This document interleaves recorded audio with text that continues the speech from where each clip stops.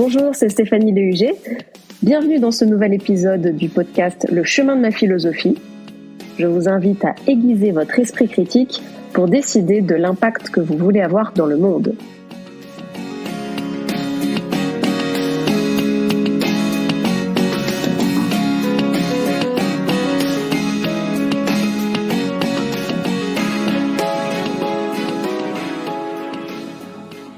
Je vais partager aujourd'hui avec vous mes interrogations sur la manière dont on peut vivre quand on n'est pas orienté par une doctrine.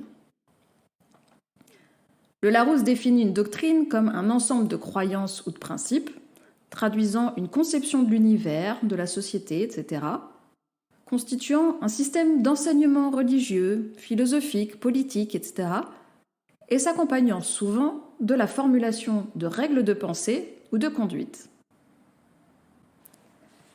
Nietzsche avertit du danger du dogmatisme. Les convictions sont des prisons, dit-il. Arendt estime que tout absolu détruit la politique, qu'il s'agisse de l'arme absolue ou de la vérité absolue. Mais la vérité, de fait, est précisément le contraire. Et lorsqu'elle est altérée, tout est détruit. Camus, quant à lui, se révolte. Nous étouffons parmi les gens qui croient avoir absolument raison. Alors face à l'absurdité du monde et à sa complexité, les êtres humains, en effet, sont tentés de lui chercher une explication simple et cohérente. Et si la science est capable d'expliciter partiellement le comment du monde, et si la technologie parvient même parfois à le reproduire, est-il concevable de vivre sans lui attribuer un pourquoi ? Pouvons-nous vivre sans donner un sens au monde, être suffisamment forts pour faire face à l'absurdité de la vie humaine, sans doctrine pour nous guider ? Sinon, comment accepter au quotidien un travail désagréable ou des discussions futiles ? Afin de donner un sens à l'expérience de la vie, les humains essaient d'interpréter le monde, que ce soit au moyen d'une quête de la vérité en philosophie, d'idéologie en politique, de religion ou encore de doctrine, par exemple économique. Ces systèmes de pensée sont autant de filtres qui essaient de cerner le réel pour l'appréhender, l'anticiper et donner des indications sur la manière de conduire sa vie. Sauf que pour moi, les doctrines sont un problème. Un des risques principaux d'une doctrine est de valoriser le monde des idées plus que le monde sensible, et en venir à considérer que c'est le réel qui a tort quand il ne correspond pas à son idéologie. Combien de religions considèrent ceux qui ne croient pas en leur révélation comme des ennemis à abattre ? Combien d'idéologies politiques se sont révélées meurtrières ? On peut aussi penser à certaines doctrines économiques qui broient les hommes et la nature comme on peut le reprocher au capitalisme. Ou encore à des croyances scientifiques erronées qui ont recommandé des aberrations médicales, comme les saignées par exemple à l'époque. C'est pourquoi Poincaré considère que la pensée ne doit jamais se soumettre, ni à un dogme, ni à un parti, ni à une passion, ni à un intérêt, ni à une idée préconçue, ni à quoi que ce soit, si ce n'est aux faits eux-mêmes, parce que pour elle, la pensée, se soumettre, ce serait cesser d'être. En somme, ce qu'il nous dit, c'est que se soumettre à une doctrine, c'est arrêter de penser. Alors de mon point de vue, les doctrines sont non seulement un problème, mais elles sont aussi inutiles. Ce qu'on appelle la vérité. En fait, c'est une tentative de donner du sens au réel, mais c'est aussi une entreprise qui est vouée à l'échec face à un réel qui demeure inaccessible à l'entendement humain. Et trop de doctrines semblent oublier qu'elles sont un filtre, mais seulement un filtre sur le réel, et pas le réel lui-même. Pascal, par exemple, constate qu'un homme est infiniment éloigné de comprendre les extrêmes. La fin des choses et leurs principes sont pour lui invinciblement cachés dans un secret impénétrable. Descartes, lui, estime en effet que nous ne devons pas croire que Dieu ait voulu faire part de ses desseins. Et Pascal nous invite à l'humilité avec cet avertissement. Connaissons donc notre portée. Ce qui rappelle la maxime « rien de trop », inscrite sur le fronton du temple de Delphes que Platon considérait comme une invitation à l'humilité et à la tempérance, suggérant de considérer la mesure de l'être humain selon une mesure différente de la mesure divine, et mettant ainsi en garde contre l'hubris des hommes qui pourraient se prendre pour des dieux. Alors si leurs positions peuvent différer sur certains points, Descartes comme Pascal s'accordent du moins sur le fait que les êtres humains ne peuvent pas espérer découvrir le sens du monde. Descartes a dit « Si j'ignorais qu'il y eût un Dieu, je n'aurais jamais eu une vraie et certaine science d'aucune chose que ce soit, mais seulement de vagues et inconstantes opinions. » C'est intéressant parce que ça veut dire que selon lui, si on ne se réfère pas à un système de pensée immuable, il n'est donc pas possible d'énoncer de vérité. Je suis d'accord avec ça. Maintenant, je suis assez surprise par sa conclusion que croire serait donc le préalable au savoir. Donc selon lui, pas de savoir possible sans croyance. Poincaré rappelait par exemple que les axiomes géométriques sont des conventions. Notre choix parmi toutes les conventions possibles. Ainsi, il demande « Que doit-on penser de cette question ? La géométrie euclidienne est-elle vraie ? Elle n'a aucun sens. Autant demander si le système métrique est vrai et les anciennes mesures fausses. Une géométrie ne peut pas être plus vraie qu'une autre. Elle peut seulement être plus commode. C'est un étalon auquel nous rapporterons les phénomènes naturels. » C'est pourquoi Laplace rappelait que tous les efforts de l'esprit humain dans la recherche de la vérité tendent à le rapprocher sans cesse de l'intelligence qui connaîtrait tout, celle d'un grand architecte de l'univers par exemple. Mais il en reste toujours infiniment éloigné. Les lois scientifiques ne sont que des élaborations conceptuelles qui permettent de catégoriser la nature pour mieux être appréhendée par les humains, mais il ne faut pas se méprendre. Ces lois ne représentent pas parfaitement ni directement la réalité. La recherche de la vérité correspond justement à l'effort d'adéquation entre les lois énoncées par les humains et la réalité. Le réel ne doit pas être confondu avec son interprétation. D'après Kant, la vérité ou l'apparence ne sont pas dans l'objet. Il y a bien une réalité empirique, comme condition de toutes nos expériences, mais on ne saurait lui accorder une réalité absolue. Il n'est autre chose que la forme de notre intuition interne. Alors quelques exemples éclairent avec quelle facilité on peut confondre vérité et réel. Ainsi, il faut se rappeler que le monde n'a pas de couleur en soi. Ce sont juste les cellules nerveuses de la rétine des êtres humains qui font percevoir l'aspect d'une surface d'une manière que nous avons conceptualisée comme de la couleur. De même, ce que nous nommons étoile peut tout à fait ne plus exister. Cela donne d'ailleurs le vertige de réaliser par exemple que la lumière que nous recevons d'une étoile qui provient d'une galaxie située à plusieurs millions d'années-lumière a été émise à une époque où la Terre et le Soleil ne s'étaient même pas encore formés. Et que dire de la relativité du temps qu'Einstein a découverte ? Il est tout à fait contre-intuitif de réaliser que si on séparait deux jumeaux, un restant sur Terre et l'autre partant dans l'espace à la vitesse de la lumière, le voyageur serait plus jeune que son jumeau à son retour. Faut-il en conclure que rien ne sert de poursuivre la vérité parce que nous savons d'avance cette quête vaine ? Refuser la possibilité d'une vérité reviendrait alors à devoir choisir entre une position sceptique ou dogmatique. Comme le dit Poincaré, douter de tout ou tout croire. Ce qu'il considère comme deux solutions également commodes qui, l'une et l'autre, nous dispensent de réfléchir. Une autre voie serait, à l'instar de Kant, de travailler à dévoiler le réel avec ténacité, bien que nous ayons l'humilité de savoir que nous ne pourrons jamais l'atteindre. Comme le disait Poincaré, la vérité recule, mais le savant avance. Il faut juste être conscient qu'avancer consiste à s'approcher au plus près du réel, sans se fourvoyer en pensant que des lois que nous pouvons constater expérimentalement sont le réel. Donc je trouve que les doctrines sont inutiles et qu'elles posent problème. Affirmer détenir une vérité, qu'elle soit révélée ou découverte par la raison, me semble présomptueux.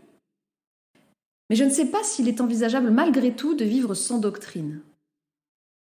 Comment à la fois constater l'absurdité du monde, l'aridité du réel, et rejeter tout système de pensée pour naviguer sur le fleuve de la vie? Je cherche une vue plus modérée qu'une vérité qui affirme avoir tout compris. Je refuse les idéologies dogmatiques parce que je ne veux pas d'injonctions qui entravent ma réflexion. Dans ma démarche de quête de sens, je vois clairement ce que je rejette, mais je reste sans alternative, les bras ballants. Je ne trouve pas de philosophie qui me parle. Pas de système de pensée auquel j'adhère pleinement. Il me reste encore une myriade d'auteurs à découvrir, bien sûr, mais un élément perturbe ma recherche. Ceux qui parlent ne me ressemblent pas. C'est difficile d'incarner quelque chose que l'on ne se figure pas. Quand on lit l'inscription sur le fronton du Panthéon, « Aux grands hommes, la patrie reconnaissante », ou quand les kiosques de Paris arborent la couverture du magazine Science et Vie qui titre « Homme de génie », il y a comme un message subliminal de la société qui exclut les femmes par le manque d'exemples proposés. Les philosophes sont dans une majorité écrasante des hommes. Je pense qu'il n'existe pas de concept de connaissance objective, que cela n'a pas de sens parce qu'on ne peut penser qu'à partir de soi. C'est structurellement le seul rapport au monde dont nous disposons. Nous sommes un tout, composé de notre corps et de notre esprit, et notre façon de percevoir le monde est grandement influencée par notre corps. La connaissance est toujours biaisée, elle ne peut être qu'interprétative. Assimiler des concepts extérieurs qui viennent d'hommes, c'est y asservir les femmes pour qui l'expérience de la vie est structurellement différente. Puisqu'on parle à partir de soi, est-ce que les philosophes femmes penseraient le monde autrement ?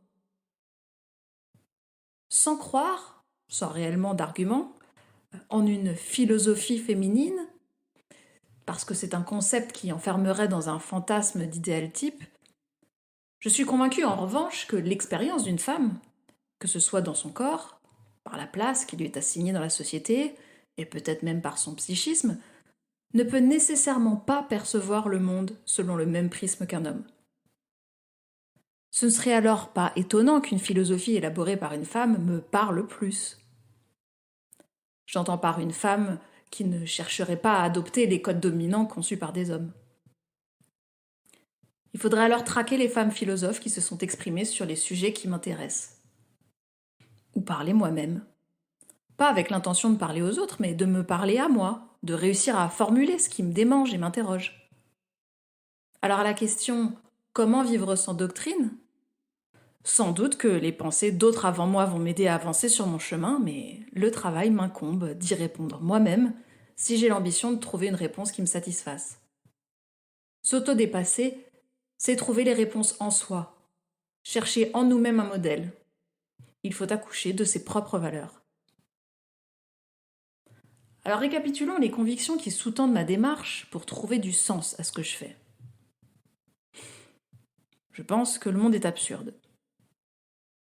Je choisis de vivre malgré l'absence de sens du monde.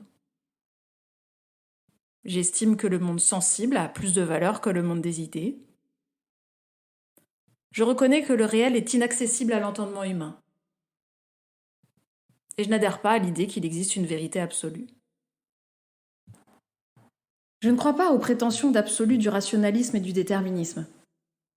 Je pense bien sûr qu'on peut analyser le monde. Et je suis également consciente que nous sommes mus en grande partie par des forces qui dirigent nos réactions et nos idées. Mais j'estime que ceux qui pensent tout pouvoir rationaliser, ou affirment que tout est déterminé, se fourvoient dans une capacité de lire clairement le monde. C'est la vision extrême qui prétend tout expliquer qui me dérange. C'est la négation de la complexité et de la part inatteignable du savoir qui me gêne dans cette posture. Quand on croit pouvoir tout expliquer, on en conclut que l'homme se comporte comme une machine et on glisse vers le transhumanisme. Une intuition me fait penser que l'on peut aller trop loin dans cette mécanisation de l'homme, mais je ne sais pas la justifier de manière suffisamment convaincante, malgré le temps passé à y réfléchir. Je m'interroge sur l'endroit où se situerait la limite à partir de laquelle je trouve dérangeante la concrétisation de cette vision d'un homme-machine, sans vraiment pouvoir dire où elle est. Par ailleurs, je n'adhère pas non plus au relativisme complet qui estime que toutes les vérités se valent et que chacun peut avoir la sienne. En fait, je suis même convaincue du contraire. Que la pluralité des points de vue est ce qui permet le mieux de se rapprocher de la vérité. Je crois que les différents filtres qui permettent d'expliquer le monde peuvent se superposer et même sembler se contredire, tout en étant vrais malgré tout. Quand je dis que deux vérités peuvent se superposer, je pense au fait que deux éclairages peuvent tout à fait coexister. Par exemple, l'amour, décrit comme un feu d'artifice de neurotransmetteurs par la science, est tout à fait compatible avec le mystère, à jamais insondable, que les poètes tentent d'approcher. Quant aux vérités qui semblent incompatibles, la physique quantique, par exemple, nous apprend que la matière peut être à la fois une particule matérielle et une onde. Je n'adhère pas à l'idée que la vérité est entièrement relative et que toutes les vérités se valent, mais pour autant, je refuse de vivre dans un scepticisme constant. Je ne parle pas là du doute de Descartes qui cherche à questionner ses propres évidences dans une démarche d'esprit critique. Je rejette plutôt le doute permanent qui est le terreau des théories conspirationnistes paranoïaques. En dehors du sentiment qui flatte probablement l'orgueil, je ne me fais pas avoir, moi. Cette interprétation du monde implique probablement une grande fatigue par la méfiance constante et le négativisme qui y sont associés. Et ce doit être très inconfortable d'être toujours sur le qui-vive, à se méfier de tout, sans pouvoir se reposer sur une assise solide de conviction. Je réalise que ce qui me gêne avant tout, ce sont les conceptualisations extrêmes du monde. Le noir et le blanc ne sont pour moi que des idéaltypes qui facilitent la description d'un même phénomène par l'exagération de ses pôles. Ce sont des concepts. Je crois être plus intéressée par le troisième terme, celui qui dépasse les contradictions. Le nombre 3 me paraît plus riche que le 2. Quand un sujet mobilise des partisans et des détracteurs, je pense sincèrement que les deux visions sont justes. Par exemple, le capitalisme à la fois crée de la valeur et en détruit. Selon sa sensibilité et ses valeurs, on peut plutôt se focaliser sur les biens économiques qu'il peut créer ou alors sur les biens écologiques qu'il peut détruire. Et on accorde alors plus de prix à l'une ou à l'autre vision. Pour moi, ces deux réalités sont concomitantes. Ce sont les deux faces d'une même pièce. Même si une des deux vues me parle plus, je sais que l'autre est tout aussi valable. Cette différence de lecture d'une même réalité est relative parce qu'on peut penser observer deux extrêmes alors qu'il s'agit en réalité d'une différenciation dans l'unité. Quand on envisage le monde en noir ou en blanc, on choisit une posture antagoniste. Cette vision faite de thèses et d'antithèses me semble pourtant factice, parce que je pense qu'il existe en toute chose un spectre, une gradation entre deux polarités qui ne saurait exister l'une sans l'autre. Contrairement aux apparences, chaque concept, noir ou blanc, n'est pas la négation absolue du premier, mais plutôt son amoindrissement, une différence de degré, voire un trait d'union. C'est à l'opposition féconde qu'invite le débat qui s'ouvre à la position de l'autre sans chercher à lui imposer ses vues, où le noir peut agir sur le blanc et recevoir en retour les réactions de l'autre. L'échange, s'il implique une véritable prise en compte de l'altérité, permet aux oppositions binaires d'exprimer leurs relations réciproques et de cette manière de s'unir en un tout. Sur mon chemin, j'ai identifié que mon moteur est nourri par le constat amer de l'absence de sens de notre monde. C'est une force puissante et contradictoire qui me pousse à continuer mes recherches, ma quête de sens, alors même que j'estime qu'il n'y en a pas. Contradictoire parce que je ne peux pas m'empêcher de chercher alors même que je ne pense qu'il n'y a rien.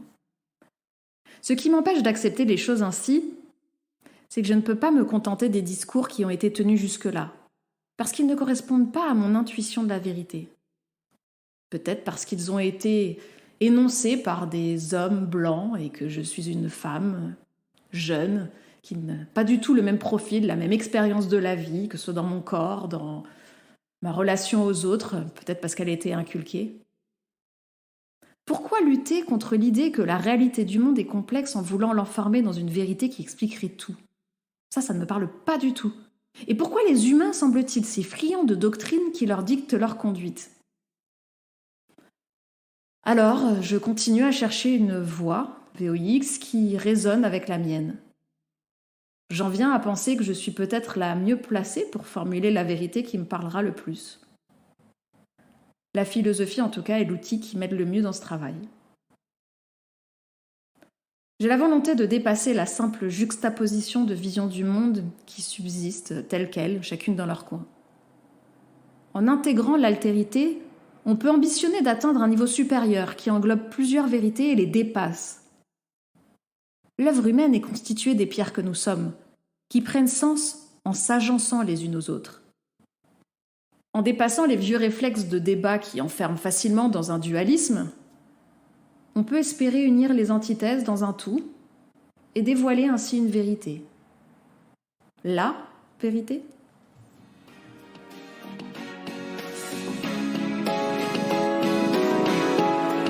Merci d'avoir écouté, j'espère que ça vous a plu. Si vous avez aimé cet épisode, je vous invite à vous abonner au podcast. Et encore mieux, si vous voulez m'aider à le faire connaître, j'apprécierais énormément que vous laissiez un commentaire positif. Merci pour votre écoute et à bientôt.